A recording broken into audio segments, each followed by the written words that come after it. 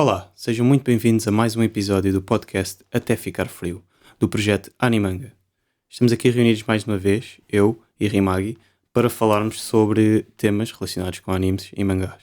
Hoje vamos ter um episódio mais ou menos temático, baseado na Páscoa, onde vos trazemos um tema interessante relacionado com arte e com as influências na nossa arte, e esse tema é basicamente Easter eggs, ou ovinhos da Páscoa.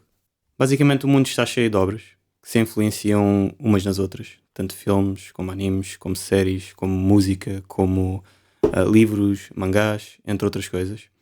E neste mundo da arte japonesa e da cultura japonesa, cultura pop japonesa, encontramos também muitas influências, tanto em animes como mangás.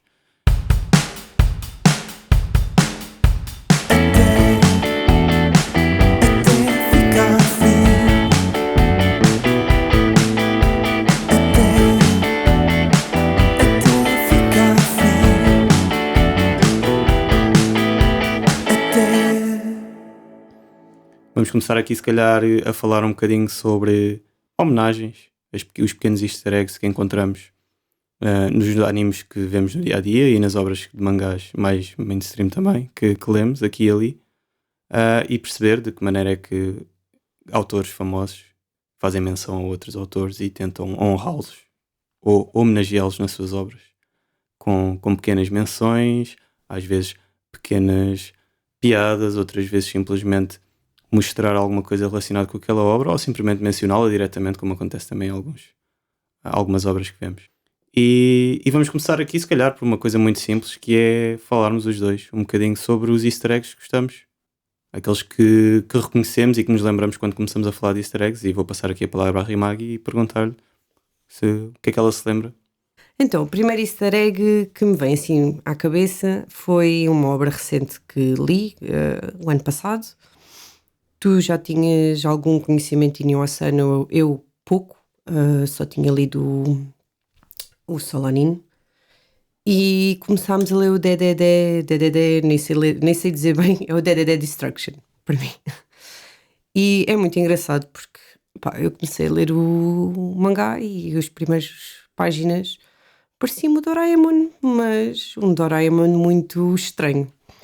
E foi depois, eventualmente, no primeiro capítulo, eles mostram que elas leem um mangá que é o Doraemon estranho. Ou seja, foi muito engraçado, até porque essas primeiras páginas de cada volume traz uma espécie de um capítulo do Doraemon lá deles, já não me lembro do nome, e eles, até a folha é diferente, que é para parecer que nem faz parte da história, mas faz. Até porque é engraçado, tal como o Doraemon, cada episódio tinha uma moral e no DDD o que acontece é que aquelas páginas específicas acabam por se interligar de alguma forma, porque as morais que eles vão abordando ali vai acabar sempre por ser abordada algures no volume, pronto, ou de uma forma ou de outra. Eu achei piada especialmente porque é um Doraemon, mas ele tenta sempre adaptar a mensagem daquela história que ele está a mostrar do Doraemon. Vamos chamar Doraemon de DDD. Não me lembro o nome, não Também sei se não me lembras do nome. Mas, basicamente, ele tentava sempre passar uma história tipo Doraemon, mas depois com uma vibe muito filosófica e profunda, às vezes com lições de vida. Negra. Sim, às vezes negras, de género. Nós sabemos que o Nobita do Doraemon sofre sempre consequências no fim, mas ali o coitado do personagem principal, acho que coitada, era uma menina. Era uma menina, pois é. Porque cá está, tudo foi adaptado também para DDD. Todas elas são meninas, então o mangá do Doraemon falso também era uma menina. O Doraemon falso era um cogumelo andante que andava lá com uma bolsinha, e a rapariga já era via-se que era uma rapariga mais velha com a Nobita, que tinha alguns problemas ali da adolescência, e a questão é que, pronto, o Inuyasha é o Inuyasha, ou seja, estamos a falar de um escritor que puxa por temas muito pesados, filosóficos e assim. Então aquele do Doraemon é mesmo tipo, ou seja, nós estamos a ler um Doraemon, mas é a sua versão mais negra de sempre. Degradante também. Sim, é horrível. O alienzinho, que era um alien, é engraçado que é um alien, é o Isobeia. É uma espécie de cogumelo. Pá, não sei o que E ele é. ela é a Debeko. Debeko, sim, coitada da Debeko.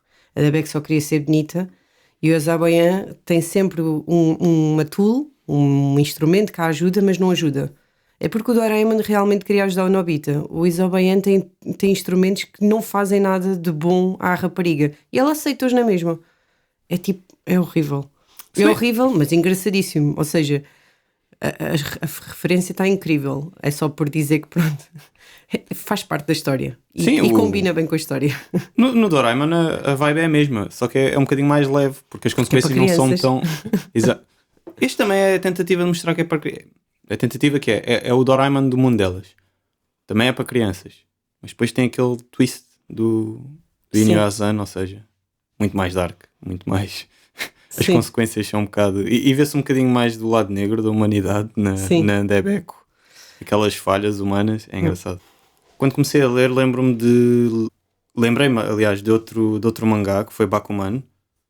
Que quando começa, eles também têm. Pronto, Bakuman é um mangá sobre mangakas e sobre quem escreve e desenha mangás.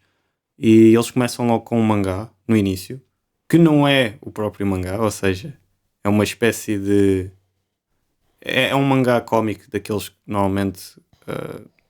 Estilo Doraemon, por exemplo. E eles começam o mangá com isso e tu pensas. E tu levas aquele choque, tal como eu levei quando comecei a ler mas isto é a nova obra do Inyo Asano, tal como aconteceu comigo. Isto é a nova obra Do Oda. do Oda O e Obata. do Obata. Desculpem. Como assim? Estes dois agora decidiram fazer um mangá. Só que depois passam, lês 3, 4, 5 páginas e de repente começa mesmo a história e fica, ok, já estou a perceber. Bakuman também é um mangá muito, mas muito inspirado não só em acontecimentos da vida real, muitos dos personagens de Bakuman são inspirados em verdadeiros autores de mangá, e em Bakuman, desde o início que se fala mesmo de mangás reais. Fala-se de Dragon Ball, fala-se de One Piece. Por acaso acho que não mencionam Naruto, mas mencionam outros mangás e muitas obras que vão aparecendo, porque depois aquilo vê-se muitos mangás na Shonen Jump a mostrarem os seus mangás e a criarem os seus mangás. Muitos deles são quase cópias de mangás da vida real. Só aqui a nota que, pronto, eu nunca li Bakuman, ainda tenho para ler, mas é engraçado que a obra que supostamente eles lá fazem acaba por ganhar vida mais tarde nas mãos deles, que é o Platinum End. Sim, é engraçado porque em Bakuman eles tiveram que, para criar Bakuman e para fazer os mangás dentro do Bakuman, eles próprios tiveram. É engraçado tu teres um autor a que ter que criar mangás fictícios, mas a ter que criar as histórias para esses Certo. mangás fictícios e discutir às vezes capítulos e como é que a história se vai desenvolver dentro do próprio mangá. Ou É seja, quase histórias dentro de Inception. histórias. É quase um Inception. Sim. História dentro de história dentro de história.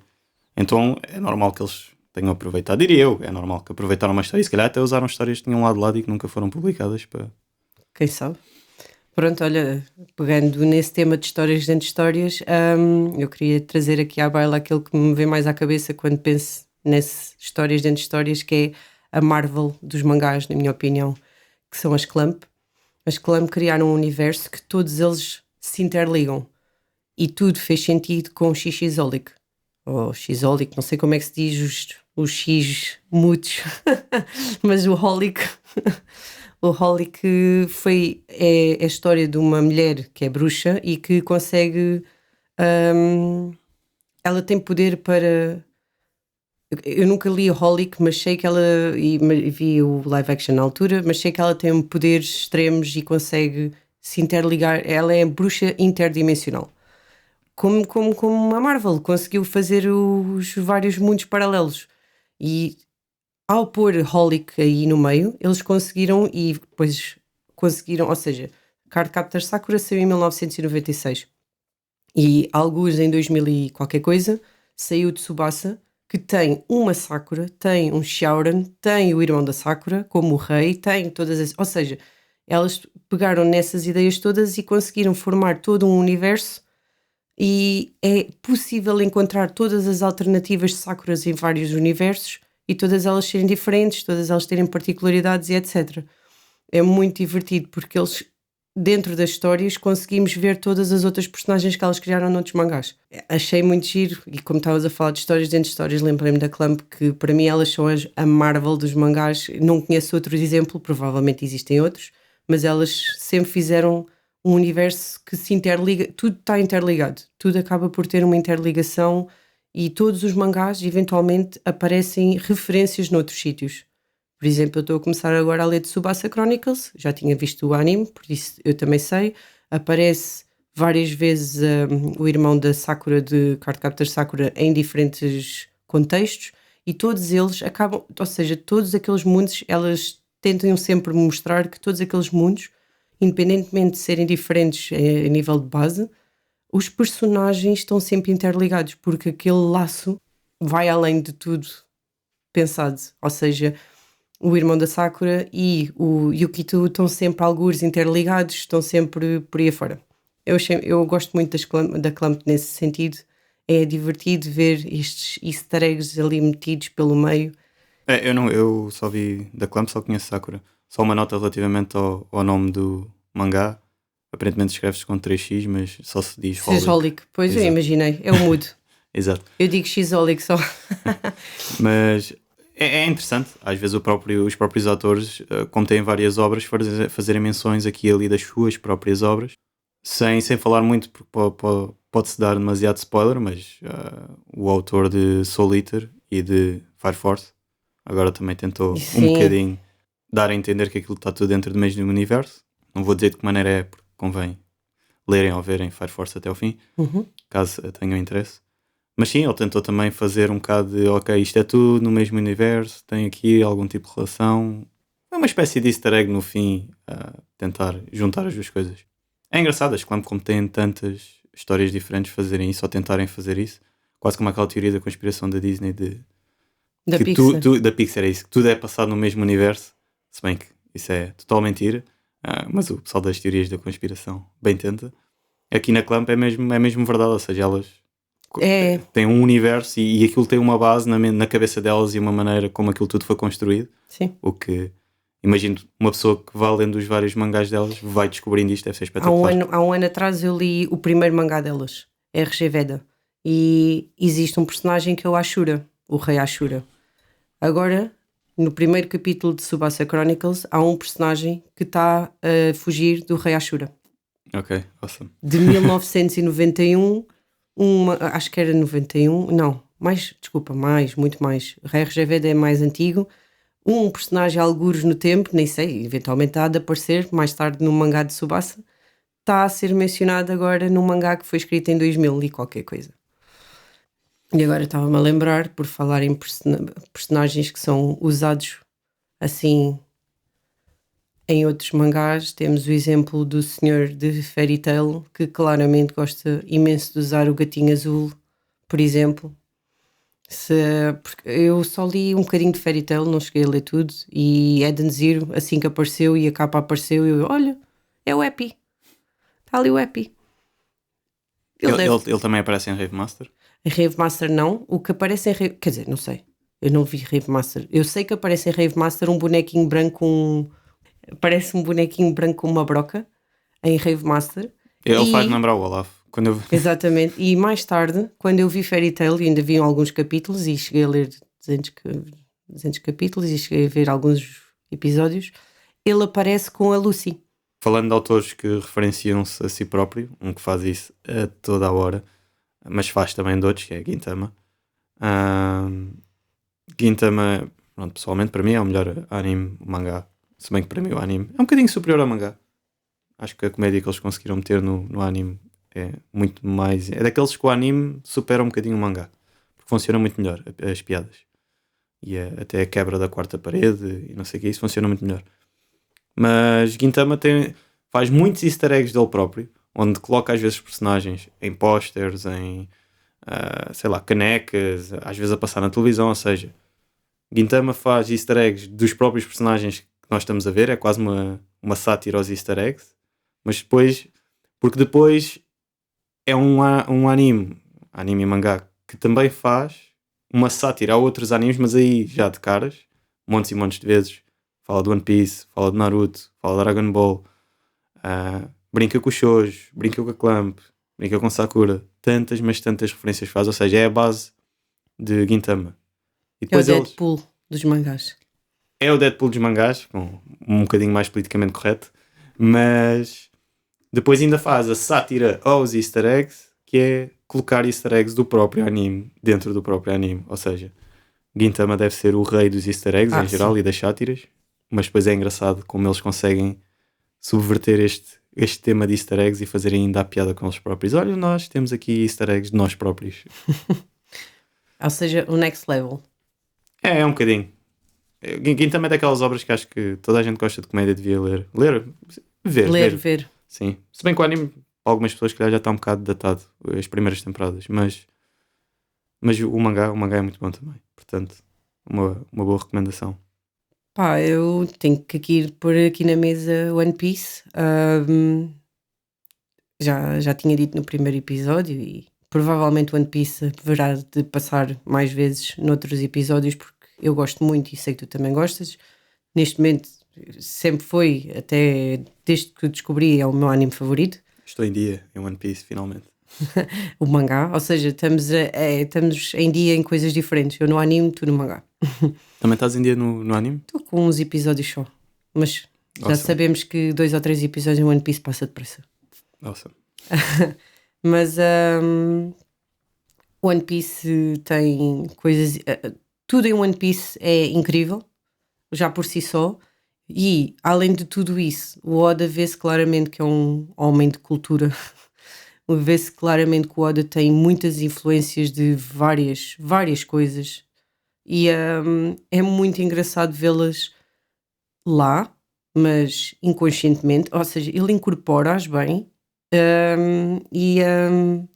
Pá, lembro-me agora aqui assim de memória que é a família do Sanji, os Vinsmoke, que parecem os Power Rangers. Aquilo foi quando aquilo começa a aparecer no ecrã assim, mas como assim? Vão-se mesmo transformar, tipo, depois fazem as poses e eu, não, e tem os números e eu, não, foi incrível. Não, ver animado, não sei como é que foi a ler, mas em animado foi tipo muito giro, muito divertido. A família dele não foi nada de especial, ou seja, os personagens em si, tipo, não me disseram muito, Acho que mas a forma como ficou feito foi tão divertido, eu ri-me tanto. Acho que no mangá só não se sente tanto esse toque porque falta a cor, Ai, mas depois quando se vê as capas dos volumes com eles todos coloridos, com as sim. cores diferentes, é impossível não dizer que aquilo é os Power Rangers. Sim, porque é o verde, o azul, o vermelho, e o vermelho é o líder, e o azul é o nananã, e até conseguiu fazer as personalidades deles, a rosa é a menina, e o Sanji, coitadinho, é o amarelo. Pronto. É o Ranger amarelo, o famoso Ranger amarelo. Pronto. Pá, foi super divertido, essa parte. One Piece tem montes de influências. Sim. Claramente o Oda gosta de fazer, e eu notou-se agora neste último arco no ano, mas gosta muito de fazer de fazer referências Sim. à cultura japonesa. Em One Piece ele também faz as referências também aos Power Rangers, a toda aquela cena à volta do Frankie. Sim. E do robô gigante, que eu agora não me lembro o nome que eles dão. Sim. Que o Frankie agora monta. São só 2 peças, acho eu, por enquanto. Mas que o Chopper e o Zop ficam loucos quando, e o Luffy também, quando vem o robô a ser montado, e aquilo é claramente uma menção aos Power Rangers e a toda a cena do Kamen Rider e dos filmes de kaiju japoneses. Ou seja, ele adora fazer esse tipo de menções. E depois temos o grandioso Sogeking. O Sogeking é um dos momentos mais épicos do One Piece. Eles criaram uma música própria para o Sogeking, que é claramente super inspirado em todas as coisas que o Oda vê, de certeza, ou que via quando era miúdo. E está mesmo fixe. E vê-se mesmo que é a música e o background da música é mesmo aos anos 90. É o Sogeking a correr num pôr do sol, depois está com os braços cruzados a olhar para o mar e o mar a bater na rocha. Opa, é mesmo coisas aos anos 90. E ficou tão giro. 90, 80. Pois. É que aquelas músicas é daqueles... isso não 70. Pois. Porque o Kamen Rider já existe... Até posso ir um bocadinho mais atrás, posso estar em erro, mas o Kamen Rider já existe desde os anos 60, se não estou enganado. Foi daquelas primeiras séries japonesas feitas para a televisão. Por acaso... Ou seja, Kamen Rider estava a dizer anos 60, mas não. Começou em 71, 1971, ou seja, Eles usaram aquela música super antiga, super Tão da giro. época, aquele visual, é que eles fizeram uma abertura para o Araçoga King. Foi. Visualmente ficou E depois os close-ups da cara de vários sítios. Tum, tum, tum, aquelas tum. técnicas de cinema, Sim, tipo espetáculo. aquelas técnicas muito antigas que tu fazias close-up da cara para fazer tanta. E Soga King é mesmo incrível. Conseguiram fazer o Zop. O Zop foi um dos melhores momentos do Zop em todo o One Piece. Concordo. E falando agora de música, estava a pensar, um pouco a ideia de nós falarmos deste episódio surgiu de que recentemente vimos o filme de Suzume, do Makoto Shinkai. E em um momento específico do filme, eles metem uma música no carro a dar, uma música dos anos 70 também, ou 80, se não estou enganado. E é uma música de uma cantora que é a Yumi Arai. Gosto muito dessa música e reconheci logo essa música porque essa música aparece no filme do Miyazaki, no Kiki Delivery. Kiki's Delivery Service, Yeah. não sei o nome em japonês. É também interessante ver que depois há estas também, estes pequenas homenagens, até utilizando músicas de outros filmes.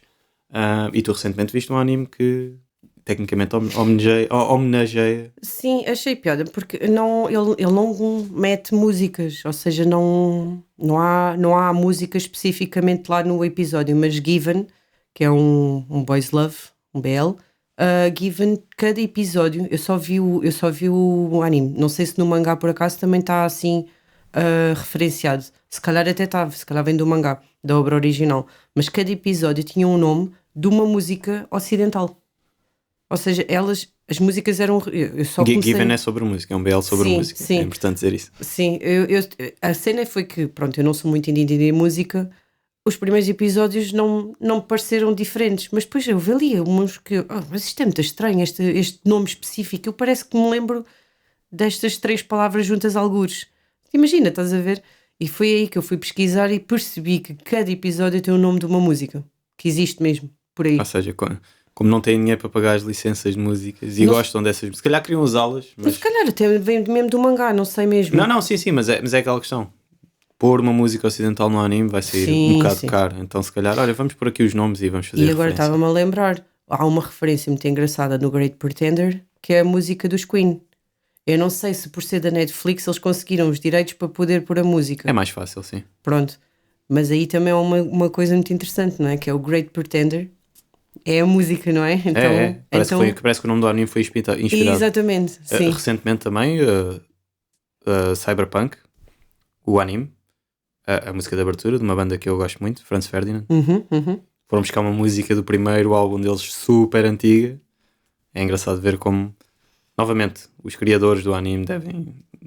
É mais fácil. Sendo da Netflix, diria que é mais fácil conseguirem Sim, esse tipo de é coisas. possível. E tendo em conta o que temos estado a falar, uma coisa que também reparámos os dois é que normalmente temos uma sensação de prazer muito específica quando vemos este tipo de coisas, especialmente quando as reconhecemos. E aquilo que pergunto é como é que tu descreves esta sensação, ou seja, o que tu sentes quando vês uma coisa destas? Quando vês uma referência a alguma coisa que tu claramente conheces e sabes o que é que está a ser referenciado e homenageado, o que é que tu sentes? O que é que tu achas sobre isso? Quando são aquelas que eu conheço mesmo de caras, acho super engraçado e divirto-me imenso. Ou seja, uau, não acredito que eles conseguiram fazer isto. Depois há aquelas que não são tão óbvias e às vezes eu só vou dar conta quando está escrito em algum sítio ou por acaso eu pesquiso por causa de uma pesquisa qualquer que eu chego lá, como o Given nas músicas. Por acaso calhou eu ir pesquisar, porque senão a mim aquilo não me dizia muito, porque é o que eu disse, eu não sou muito entendida em música, então não ia notar. Só que aquilo para uma pessoa que gosta de música deve ser incrível. Uau, tipo, tenho um anime de música que faz referências, cada episódio tem um nome de uma música e faz sentido para o episódio, deve ser super giro.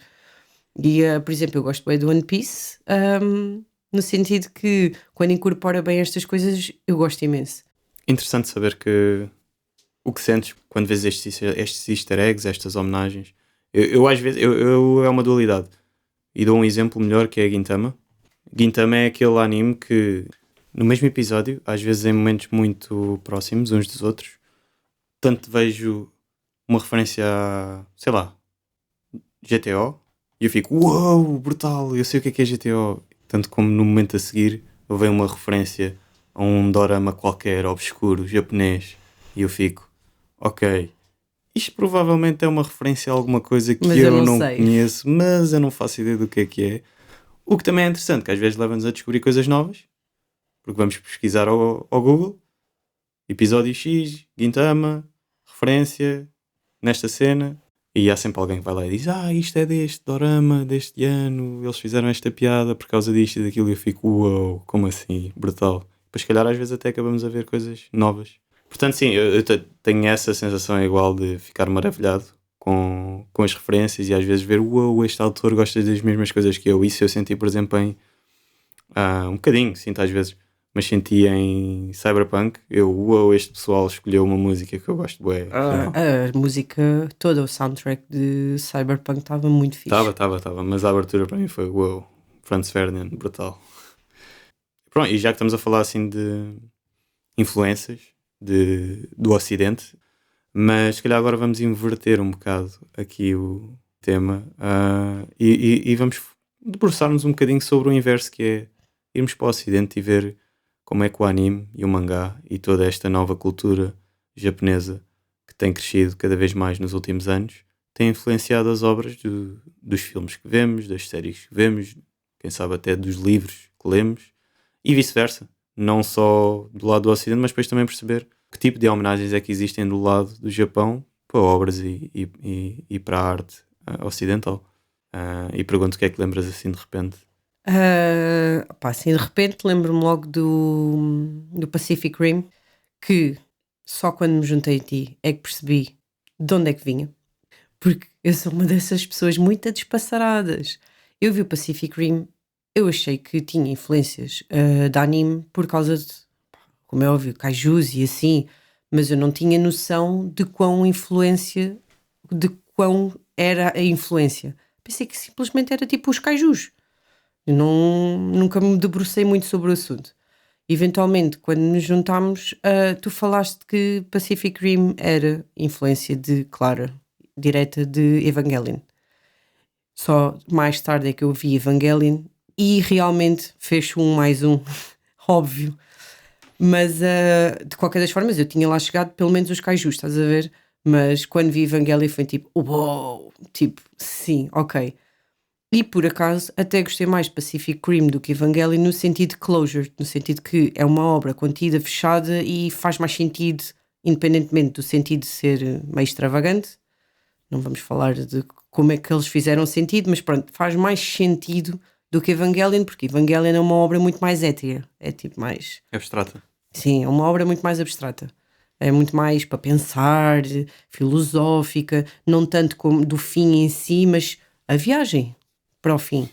E como é óbvio que isso não fica muito fixe num filme de Hollywood, onde tu queres é dar porradaria entre robôs gigantes e kaijus. Então eles adaptaram sim a parte, ou seja, é uma clara influência de Evangelion, mas depois levada a um final mais hollywoodesco, mais cinematográfico e mais aprazível para as pessoas do Ocidente. Porque, cá está, não Tentar é... justificar, porque Evangelion Não, mas é é tal cena. divisivo. Se tu fores dar aqui um filme desta natureza, de tanga, entre aspas, que é mais de lutas, e não deres um final que nós estamos habituados aqui no Ocidente, é um bocado esquisito. Não é um bocado esquisito, o filme não fazia dinheiro nenhum, o filme era esquecido e se Pronto, é calhar era isso. É mais por aí, considerado estás a ver? por todos os méritos que tenha Evangelion. Eu gosto de Evangelion, mas por todos os méritos que tenha, a verdade é Evangelion não é uma obra fácil de digerir para ninguém.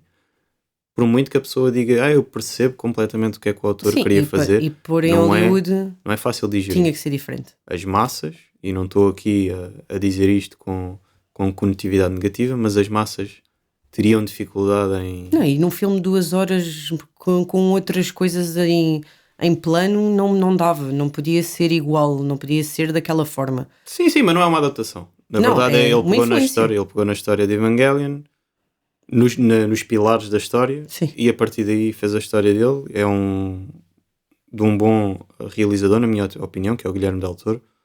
E é um filme muito bem feito e faz jus. É de género. Fica a mesma sensação quando vemos Evangelion, brutal, aquelas lutas super gigantes e tudo E muito faz bem jus aos feito. kaijus. E faz jus aos kaijus, Que nem exatamente. todos eles conseguem fazer jus aos kaijus. E consegue dar um final, como tu disseste, muito mais fácil de digerir. Podemos estar aqui a discutir, é melhor, é pior do que Evangelion. Depende dos gostos. Eu também não adoro o final de Pacific Rim. Mas Exato. é um final Depende dos mais... Ficas mais satisfeita com aquele final num filme de Hollywood do que provavelmente um final à la Evangelion. Uhum. E pronto. E isso lembra-me, e estavas a falar de Pacific Rim, na altura, muito antes, quando apareceu o Matrix, claramente grandes influências em obras japonesas, principalmente Ghost in the Shell, e todos aqueles animes que foram aparecendo nos anos 90, foi mais ou menos ali Sim. a era dos animes de ficção científica, mais negros, com um toque mais noir, mais pesados, diferentes. E o Matrix foi beber muito, mas muito esse tipo de coisas. Inclusive foi buscar também a nível de shonens, a cena das grandes lutas, toda aquela parte fantástica de Matrix. E as irmãs, as realizadoras, elas claramente adoram muito animes e mangás, tanto que elas foram, e ainda ontem estava a ver essa informação, elas foram as realizadoras depois do Speed Racer, do filme. Não vi. É um filme que visualmente está espetacular, porque foi das poucas vezes que eu vi em Hollywood um filme visualmente ser diferente, mas ao mesmo tempo ser fantástico a nível visual, e fez uma adaptação muito interessante de Speed Racer, que no Japão é conhecido como Mach Go Go Go, que é um mangá dos anos 60, e elas fizeram esse filme, ou seja, claramente vê-se tanto em Matrix como depois o Speed Racer, que é literalmente uma adaptação de uma obra japonesa, que elas gostam. E acho que depois nas outras obras que elas continuaram a fazer, nota-se muito esse toque também. Novamente, a influência do Japão Sim. na obra delas. Se formos falar disso, temos que falar do senhor do Kill Bill, Tarantino. Poxa, Quentin estava-me Tarantino, a faltar o nome. O Tarantino claramente bebe muito, ou seja, ele deve adorar anime desde sempre. E eventualmente as coisas transbordam para os filmes dele de uma forma ou de outra. O Kill Bill é claramente uma homenagem a animes. Eu não sou a maior fã de Kill Bill, mas Adoro o filme. claramente tem lá muitas coisas à la anime e muito divertidas. Eu adoro os dois filmes, e ele faz muita homenagem aos mangás e animes japoneses e a toda a cultura de histórias típicas japonesas, e ao mesmo tempo faz uma grande homenagem ao realizador, o Akira Kurosawa, que foi um dos realizadores, para quem não sabe, também que influenciou o George Lucas a fazer o Star Wars da maneira que foi feito e com aquele tipo de história, a famosa jornada do herói. Ou seja, há ali um conjunto de homenagens que ele faz, variadas coisas, e Kill Bill tem depois aquele outro lado, também como Matrix, que é toda a encenação de uma grande luta. Como sempre lembrar daquela cena naquela casa japonesa, eu não me lembro que tipo de casa que é, mas que tem montes de lutadores e ela tem que lutar contra eles todos para chegar ao Ren. E aparecem Yakuzas e tudo. Exato, para se vingar, e ela luta contra montes de lutadores cheios com técnicas diferentes, com armas diferentes. Depois no fim ela tem finalmente o mano a mano com a Ren lá em cima, e acho que é na neve e tudo. É Ou lá. seja, é mesmo a típica história de samurais japonesa, e o duelo, o mano a mano, e aliás a história toda de Kill Bill, uma típica história de vingança, mas que tem toda aquela parte fantástica de a personagem é simplesmente tirada de um mangá shonen, puro e duro. Portanto, ver Kill Bill é como ver dois filmes de mangá shonen, mas feitos no Ocidente e realizados pelo Quentin Tarantino. Por falar em ação, pronto, só para... Porque lembrei-me agora, relativamente àqueles filmes que claramente são inspirados em obras específicas, temos o Edge of Tomorrow, que eles disseram que estavam a basear-se na obra do Obata com outro senhor, que eu nunca sei o nome dele, que é o All You Need Is Kill, um one-shot específico de 2 volumes, acho eu, que tem uma história muito curta e concisa. Obviamente que o Edge of Tomorrow teve de pegar naquilo e fazer um pouco mais. A história é protagonizada pelo Tom Cruise e pela Emily Blunt, e é muito divertido porque é mesmo à há anime de ficção que é a cena do voltar atrás no tempo, como é que fazes, o que é que não fazes. Obviamente que quando foi para Hollywood eles tiveram que dar um final diferente do que aquele que está no mangá, porque o mangá é uma ideia e eles tiveram que pegar naquilo, construir a ideia e fazer algo mais. Mas claramente está lá uma influência e o filme está muito divertido. E a Rita, que é a personagem da Emily Blunt, a Rita claramente vê-se, epá, é muito influência a anime. É aquela rapariga que está mesmo OP, dá cabo de toda a gente e é muito fixe esse filme também. Sim, não, o Edge of Tomorrow é um filme também muito, muito bom. Pega nessa obra que ainda não li, tenho que ler. E ficou um filme, é daqueles filmes. Novamente, às vezes o material base ajuda a que a história seja interessante. Mas aqui a parte engraçada é que o material base é só uma ideia mesmo. Não, mas é isso, mas a ideia ser tão A porreira ideia e de ser interessante porreira já foi o suficiente. já leva metade do filme para É verdade. cima e a outra metade foi o bom trabalho da realização e dos atores que também são muito bons Sim. a conseguirem fazer com que aquele filme funcione. Não é o típico filme de Tom Cruise da ação desmedida de mundos e fundos, está muito bom visualmente, tem cenas de ação muito porreiras. Para mim está ao mesmo nível do Pacific Rim. Sim, sem dúvida. Coloco Por isso é os que eu me dois. lembrei desse. Coloco os dois ao mesmo nível e gosto bastante dos dois. Mas sim, agora, mencionando outras coisas, lembro-me, porque vimos recentemente o Paprika, Vimos o que tu papel. ainda não tinhas visto e eu já não me lembrava quase nada do filme. E é a clara influência para a história do Christopher Nolan no Inception, ou A Origem, qual é o nome do filme em Portugal. Sim. E A ideia está lá.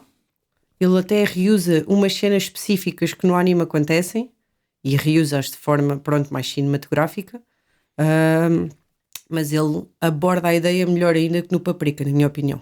Paprika é um filme que, se calhar como Evangelion, perde-se um bocado no nível de abstração que cria em todo aquele mundo de sonhos. Sonhos dentro de sonhos, atrás de sonhos.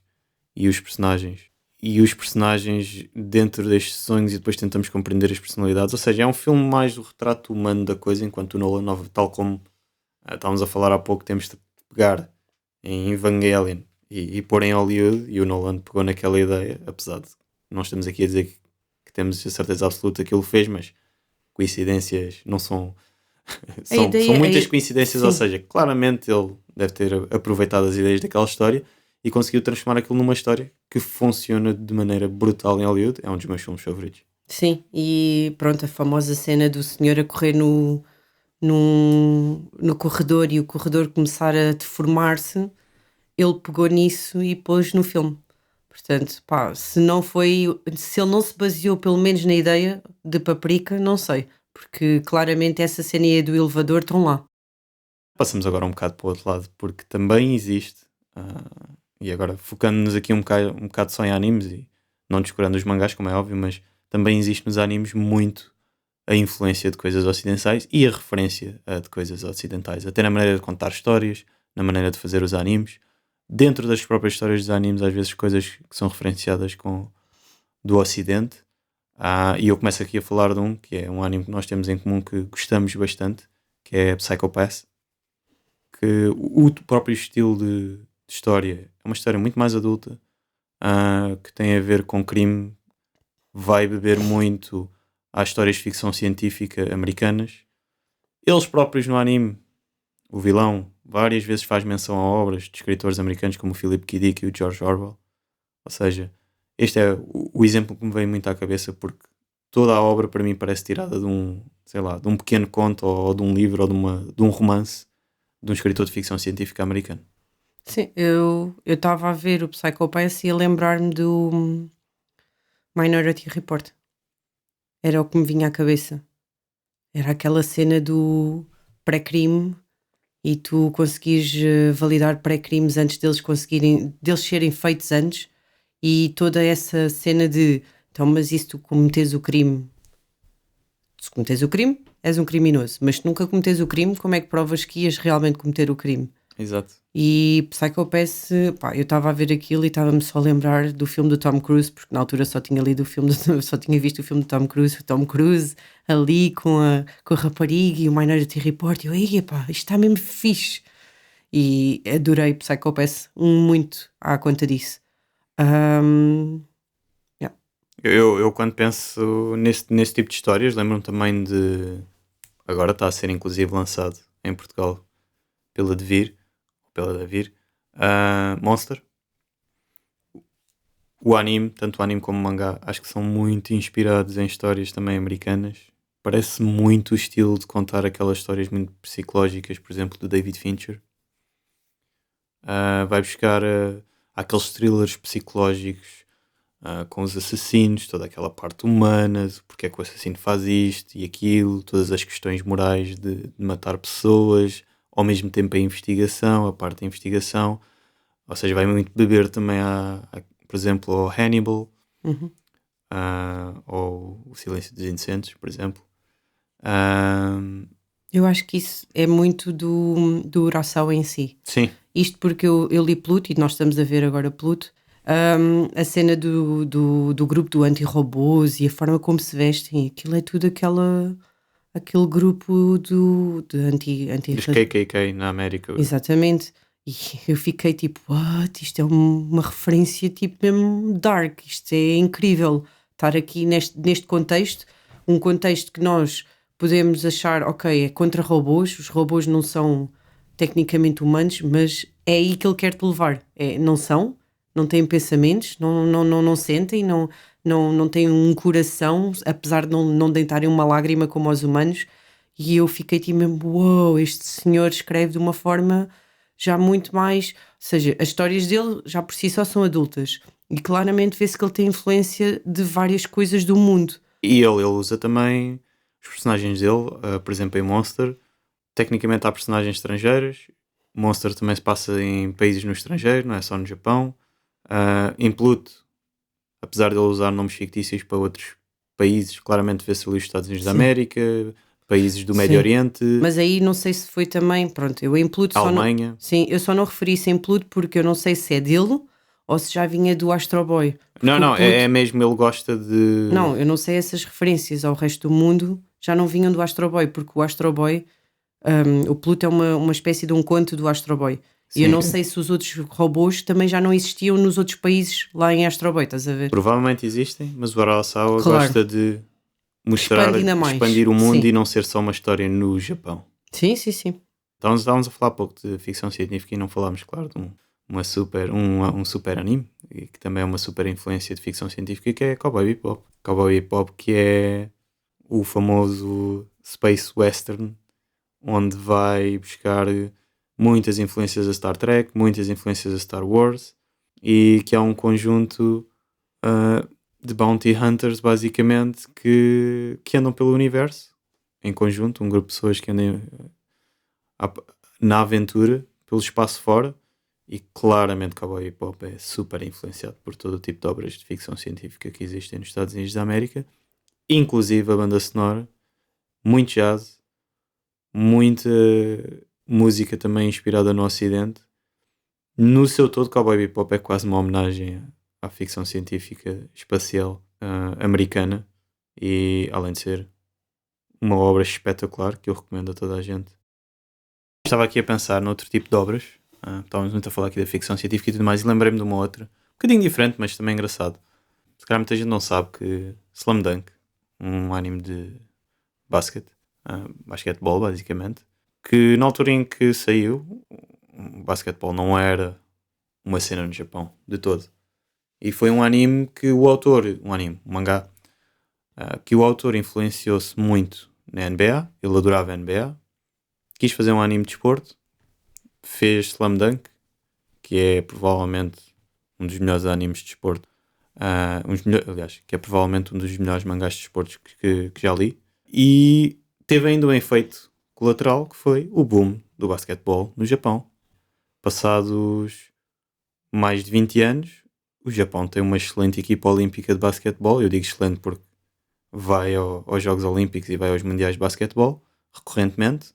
Um povo que tem uma altura média menor que a dos portugueses, e isso conta muito para o basquetebol, mas que uma simples obra de mangá chamada Slam Dunk influenciou uma nação a focar-se num desporto que é o basquetebol, e influenciou uma geração de tal maneira que o Japão começou com regularidade a participar em torneios mundiais com uma equipa de basquetebol, o que é super interessante ver como um autor, com uma obra, consegue primeiro ir beber da influência de um desporto que ele adora, que é a NBA, que é o basquetebol, através da Liga Americana, que é a NBA, pegar nessa ideia, criar uma história de criar um mangá de desporto, esse mangá de desporto influenciar uma geração que por sua vez influencia o país inteiro a nível desportivo. É incrível.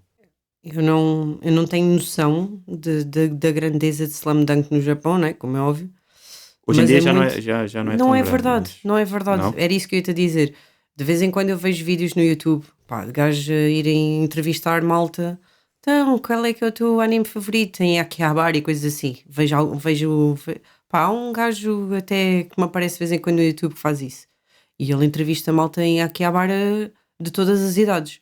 E ainda hoje há miúdos, pessoas jovens, claramente, né? Não sei que idade é que eles têm, mas entre os seus Adolescentes, 18 e adolescentes. qualquer coisa, que dizem Slam Dunk ainda hoje.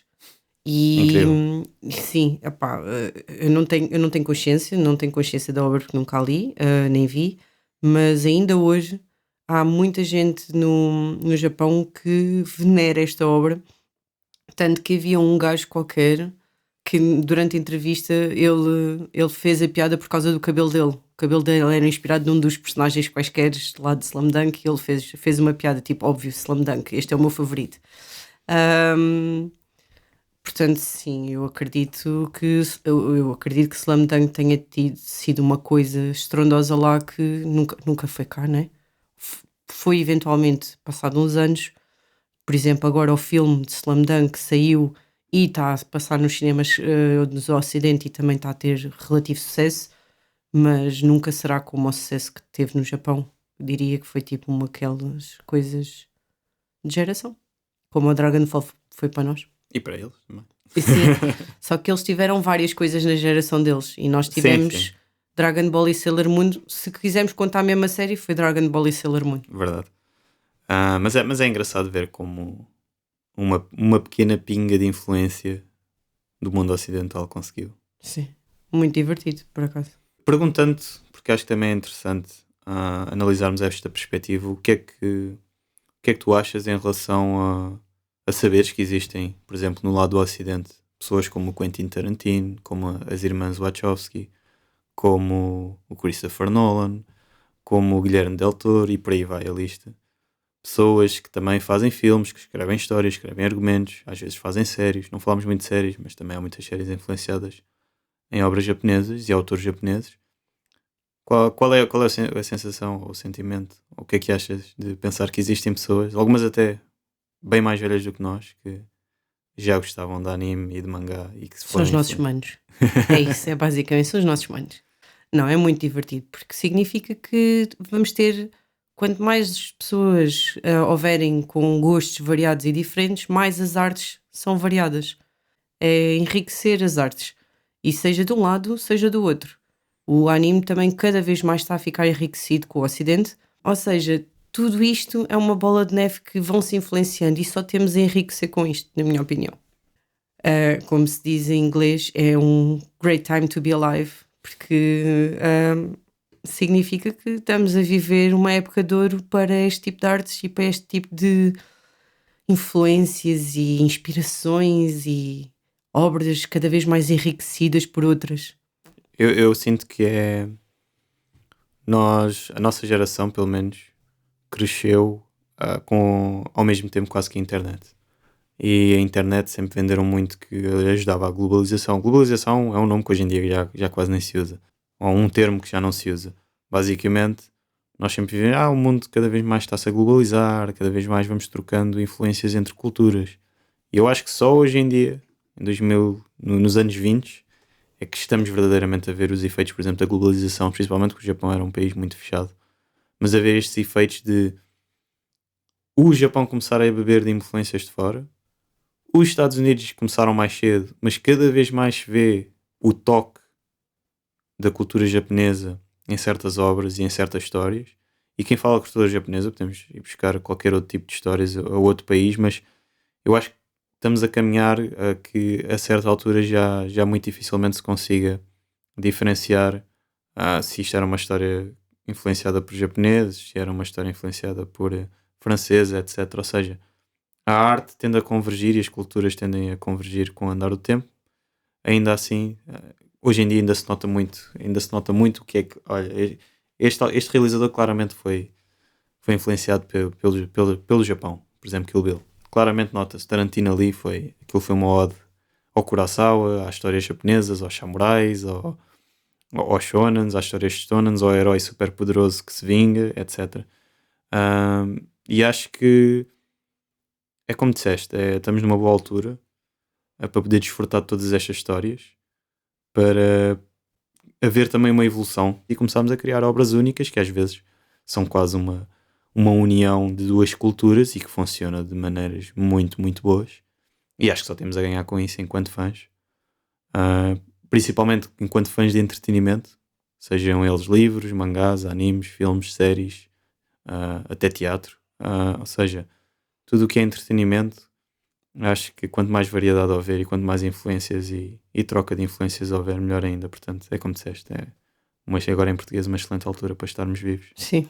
E desfrutarmos todo este boom que é a cultura japonesa, neste caso, a entrar no mundo ocidental e vice-versa. Porque cada vez se nota mais isso nos animes, o mundo ocidental também a meter já o pezinho do lado de lá. Por que não?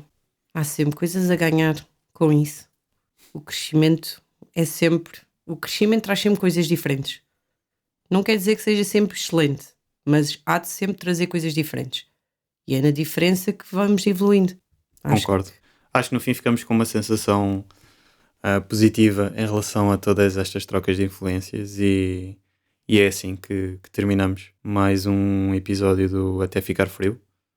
Este aqui é um bocado inspirado pela temática da Páscoa e viemos aqui falar de easter eggs e influências da cultura ocidental. Porque isto vai sair na Páscoa. Exatamente. Cuidado com os ovinhos. Muito obrigado por nos terem ouvido e até à próxima. Até à próxima. Boa Páscoa.